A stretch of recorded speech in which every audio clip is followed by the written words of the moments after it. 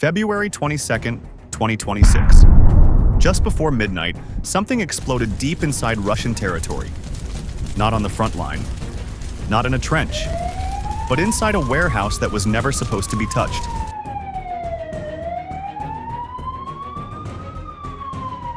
For 4 years, this war has redrawn maps and destroyed cities. Yet what happened that night suggests something more unsettling. Distance did not matter. Borders did not protect. A facility roughly 70 kilometers from Ukraine was suddenly no longer safe. This was not a tank battle. It was not an airstrike in broad daylight. It was something quieter, more precise, and potentially more disruptive than 1,000 artillery shells. To understand what this means, we must look beyond the explosion itself.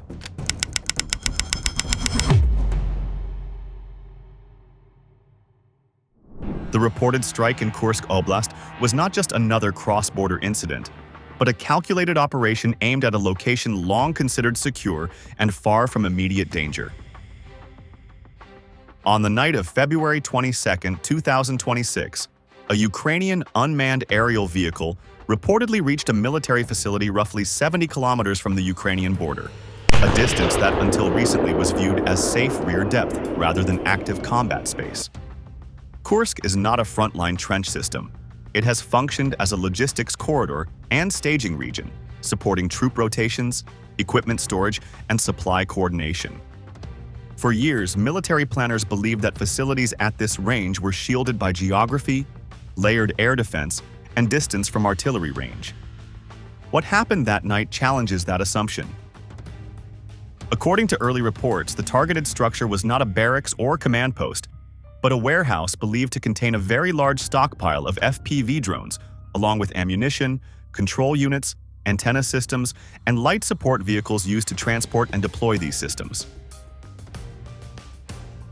The number cited in several accounts is around 10,000 FPV units, though such figures are difficult to independently verify in real time. Even if the actual count were lower, the implication remains serious because FPV drones have become one of the most effective tools on the modern battlefield. These small aircraft, often built from commercial components, can be modified to carry explosive charges and guided directly into armored vehicles, defensive positions, or moving trucks. Their cost is relatively low, often estimated between a few hundred and a few $1,000s depending on configuration. Yet their battlefield impact can far exceed that price. The method of attack is what makes this incident stand out. Rather than striking the exterior and hoping for damage through blast pressure alone, the UAV reportedly penetrated the structure itself before detonating. Video fragments circulating online appear to show a drone entering through an opening and navigating inside the warehouse before triggering an internal explosion. When an explosion occurs within a confined space filled with fuel, electronics, and munitions, the damage multiplies rapidly because the initial blast ignites stored materials and causes chain reactions. Reports describe secondary detonations, which suggest that ammunition or battery systems were set off after the first impact. A fire in such an environment spreads quickly, and once flames reach stored explosives or charged drone batteries, containment becomes extremely difficult. The operational meaning of storing such a volume of drones in one location is significant. Centralized storage allows for easier distribution and inventory control, but it also creates a single point of failure. When thousands of systems are concentrated under one roof, one successful strike can remove an entire wave of planned operations before they begin. In modern warfare, where tempo and pressure matter as much as raw firepower, disrupting availability can change the rhythm of combat. 10,000 FPV drones represent thousands of potential sorties against vehicles, defensive positions, and supply routes. If those systems are destroyed before deployment, the effect is measured not only in equipment loss but in missions that never take place. Kursk's position makes the strike even more important. This region sits within rail and road networks that connect deeper Russian territory to operational areas closer to the border. It has served as a support belt rather than a combat line, which is why the event carries symbolic weight in addition to military consequences. when a location 70 kilometers from the frontier can be reached by a small unmanned platform. The idea of a secure rear area begins to weaken. For decades, rear depots were protected by distance and air superiority, but small drones have changed the equation because they are hard to detect, relatively inexpensive, and adaptable to electronic countermeasures. If the reports are accurate, this incident suggests that storage hubs once viewed as insulated from direct attack may now fall within the reach of small, precise systems that require neither large aircraft nor cruise missiles.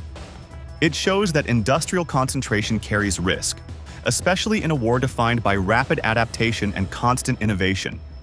The event also raises questions about dispersion strategy, redundancy planning, and defensive layering around key supply nodes. In this phase of the conflict, the battlefield is no longer defined only by trenches and artillery arcs. It extends into warehouses, transport yards, and staging centers that support frontline action. But this was not the first warehouse to burn. 1 week before the explosion in Kursk, another strike reportedly hit a container facility in the Rostov region, and this earlier incident now appears to be part of a larger pattern rather than a separate event. Rostov is not a random location on the map. It is a major transport hub with rail lines, highways, and supply routes that connect southern Russia to active operational areas.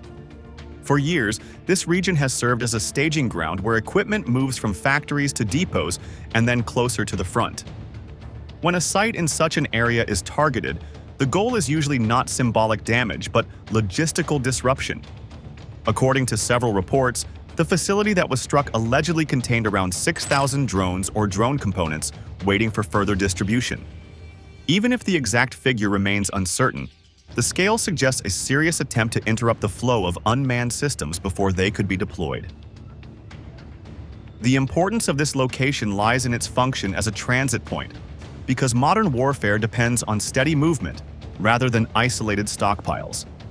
Containers at such a site often hold parts that are either fully assembled or close to final configuration, including control boards, optical guidance units, propulsion systems, and explosive payload kits. These elements are critical because a drone is not just a flying frame. It is a combination of electronics, sensors, and munitions that must work together with precision. If even one key component is missing, the entire platform becomes useless until replacement parts arrive. By striking at a container yard rather than a frontline position, the objective appears to focus on timing rather than territory. When parts are destroyed before assembly or deployment, the delay spreads across units waiting to receive them.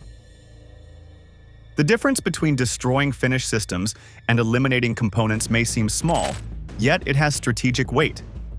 An assembled FPV drone can be sent directly to a unit once delivered, but loose parts require additional steps such as testing, pairing with control devices, and integration with trained operators. When storage facilities that hold these materials are hit, commanders must reorganize supply chains and reassign equipment, which slows the pace of planned operations. This type of disruption affects the rhythm of combat because drone warfare depends on consistent availability, especially in a conflict where unmanned systems are used daily for reconnaissance and attack missions. If shipments are delayed or inventories shrink unexpectedly, tactical plans may need adjustment, and that adjustment can reduce pressure along certain sectors. When analysts consider the reported 6,000 units in Rostov alongside the larger stockpile cited in Kursk, the cumulative impact becomes clearer. Even if real numbers differ from early estimates, the broader point remains that repeated strikes against storage nodes can interfere with deployment waves. Thousands of systems represent thousands of potential sorties, and each sortie requires coordination between equipment and personnel. When inventory drops suddenly, operators may have to wait for replacements, and units counting on reinforcement may receive fewer systems than expected. This is not simply a matter of counting machines. It is about controlling tempo and shaping the timeline of future engagements. Rostov's role as a logistics hub amplifies the significance of such a strike because disruptions in a transit center ripple outward across connected routes. Rail junctions and container yards function as arteries in military supply networks, and when one artery is damaged, flow slows elsewhere. The goal appears less focused on dramatic battlefield footage and more centered on systematic interference with production and distribution cycles. In this sense, targeting container facilities aligns with a broader approach that prioritizes supply chain pressure over immediate frontline spectacle. By striking where equipment is stored or prepared, rather than where it is already in use, the attacker seeks to prevent operations before they begin. This pattern suggests a deliberate effort to challenge the stability of rear logistics, not through mass bombing but through precise interventions aimed at critical nodes. It shifts attention from individual weapons to the infrastructure that sustains them, which may prove more consequential over time. And the pattern did not stop with warehouses. The strikes deep inside Russian territory did not happen in isolation, because the pattern of targeting strategic depth began much earlier in the war and first became clear at sea. In April 2022, the Russian cruiser Moskva, the flagship of the Black Sea Fleet, was sunk after being hit by Ukrainian Neptune missiles. This was not just another naval loss. It was the destruction of the fleet's command symbol and air defense shield in the region. The Moskva carried long-range radar systems and surface-to-air missiles, and its role was to protect other vessels and project power along the coast. When it went down, the shock was immediate, not only because of the ship's size but because of what it represented. A flagship is more than steel and weapons. It is a signal of dominance. Its loss changed perceptions about vulnerability and marked a turning point in how naval power was viewed in this conflict. After that event, the Black Sea became a testing ground for innovation, particularly with the use of naval unmanned systems. Ukraine began deploying surface drones that could travel long distances and strike vessels at anchor or underway. These small, remote-controlled craft carried explosive payloads and relied on speed, low profile, and guidance systems to reach targets. Over time, repeated attacks forced parts of the Russian fleet to adjust their posture, and several ships were damaged or pushed away from previously secure positions. As a result, elements of the fleet were relocated from Sevastopol to Novorossiysk, a move that reflected both caution and adaptation. When naval forces shift bases during wartime, it often signals that traditional defensive layers are no longer enough. Another major episode that fits into this broader pattern was the strike on the Kerch Bridge, which connects Crimea to mainland Russia. This structure has both logistical and symbolic weight, because it serves as a supply artery for military transport while also representing political control over Crimea. When the bridge was damaged, even temporarily, the message extended beyond physical destruction. Rail and road traffic were disrupted, and supply routes had to be reorganized, which added strain to an already complex support network. Infrastructure of this type carries strategic value because it links operational zones to industrial and transport systems. Hitting such a target does not just remove concrete and steel. It forces planners to rethink movement and protection strategies. The cumulative effect of these maritime and infrastructure operations reveals a consistent approach that focuses on depth rather than just frontline confrontation. Instead of concentrating solely on trench lines or artillery duels, Ukraine repeatedly aimed at assets that shape long-term capacity. The destruction of the Moskva weakened naval command presence. The use of surface drones challenged fleet security, and the damage to the Kerch Bridge disrupted a critical connection. Each action combined tactical execution with strategic messaging because they demonstrated that distance from the immediate battlefield did not guarantee immunity. From a military analysis perspective, these actions reflect an effort to reshape the geometry of the war. Traditionally, naval bases and large warships operated under the assumption of layered defense, where radar coverage, patrol vessels, and coastal systems created protective bubbles. However, small unmanned platforms have altered that balance by introducing low-cost threats that are hard to detect and intercept. The Black Sea campaign showed that a determined actor could impose pressure on larger forces without matching them, ship for ship. That lesson carries weight beyond regional waters, because it suggests that modern conflicts may reward agility and innovation over scale alone. For many American observers who follow defense developments, these episodes offer clear examples of how strategic assets can become vulnerable in unexpected ways. A cruiser, a submarine facility, and a major bridge are not frontline bunkers, yet they were struck in ways that forced operational change. This demonstrates a broader concept. Targeting depth can shape outcomes as much as direct clashes between ground units. The war at sea and along key infrastructure lines has become a contest of adaptation, resilience, and reach.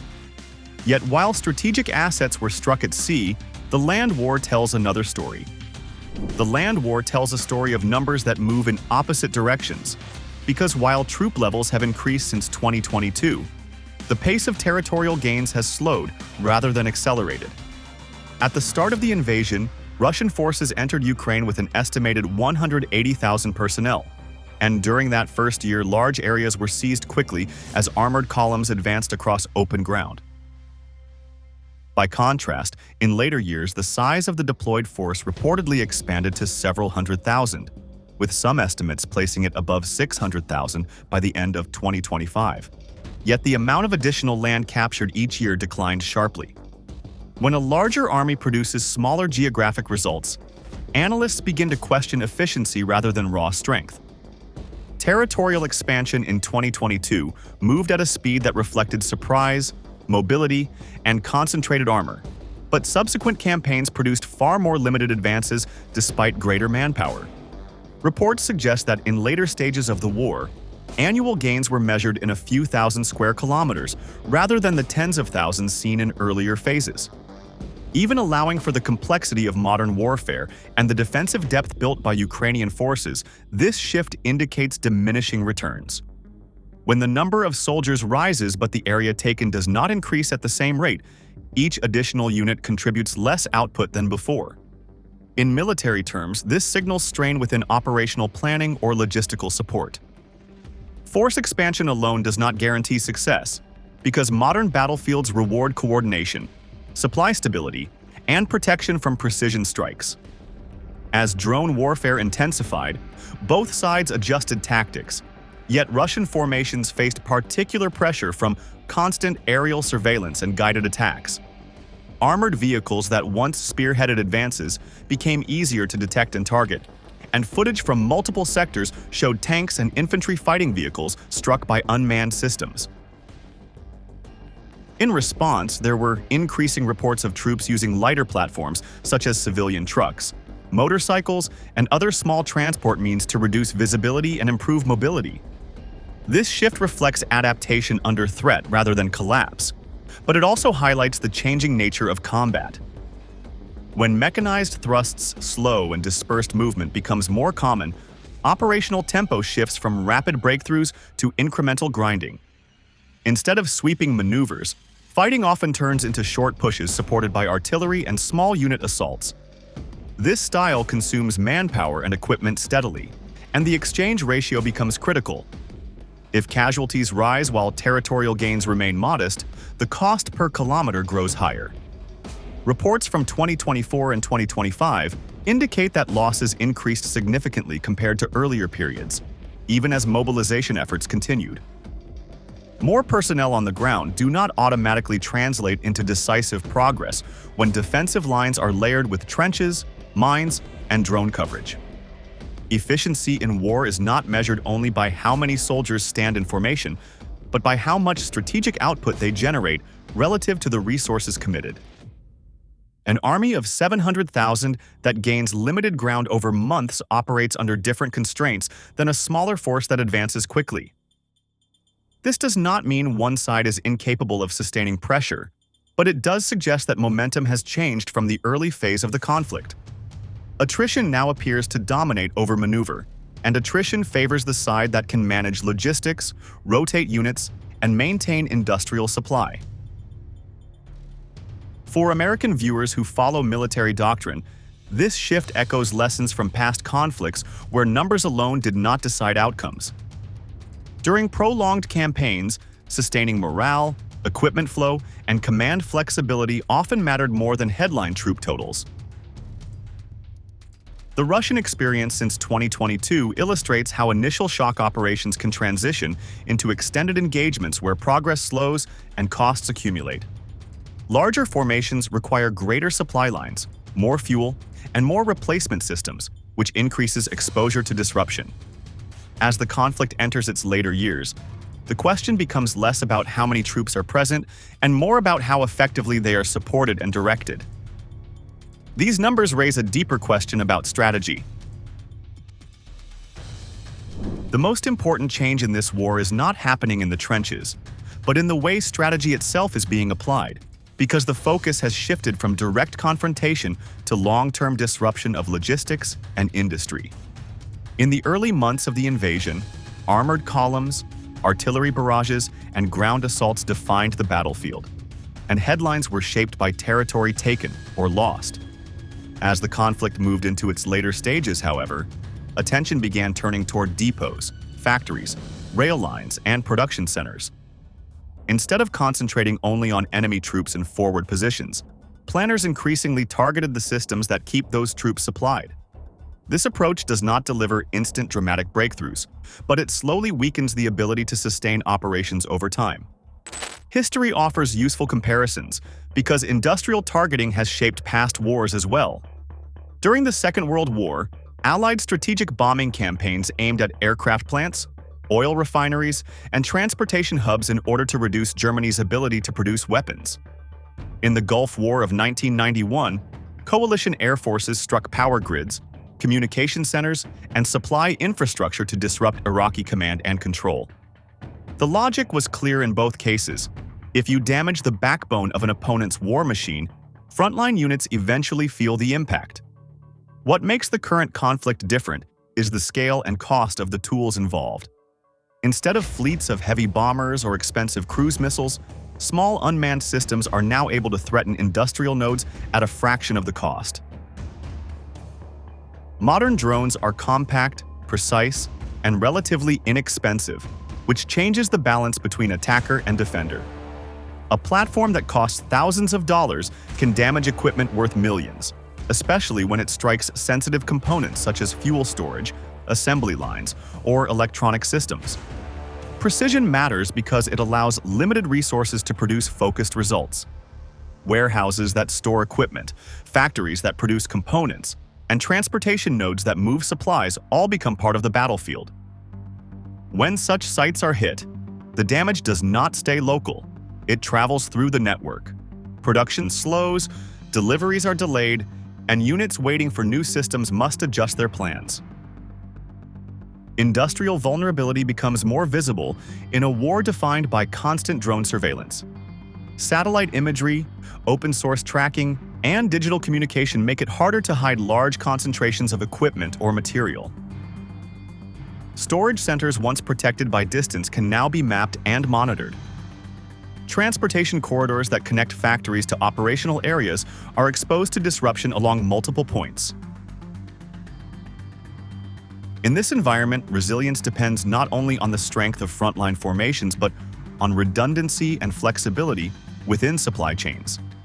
If one facility is damaged, can another replace its output quickly? If one rail line is blocked, can shipments be rerouted without major delay? These questions shape long-term endurance. The core issue is sustainability, because a prolonged conflict tests production capacity as much as battlefield skill. An army may hold territory for months, but if its industrial base cannot replace losses at the required rate, pressure builds over time.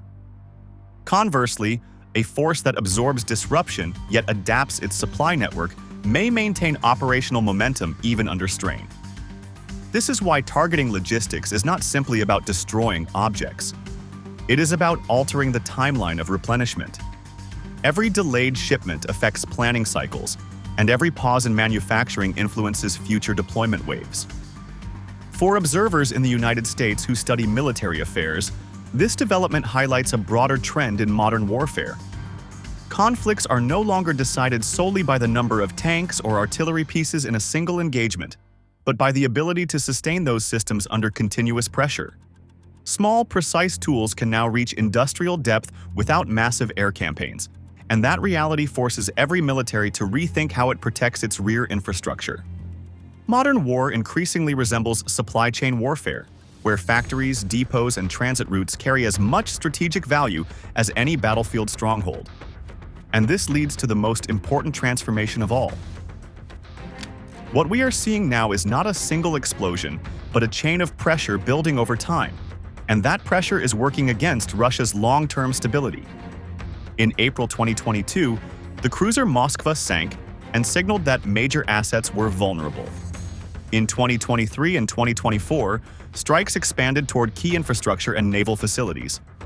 By February 2026, reported attacks in Rostov and then Kursk showed that even rear storage sites could be reached. Each event followed the last, and together they form a timeline of shrinking safety margins. This shift places Moscow in a difficult position, because sustaining a prolonged war requires secure supply networks and predictable production. When depots burn and factories pause, planning becomes uncertain. The real test is no longer firepower alone, but endurance under disruption. If you want deeper, fact-based analysis like this, subscribe to Military Force and stay with us as we track how this conflict continues to evolve.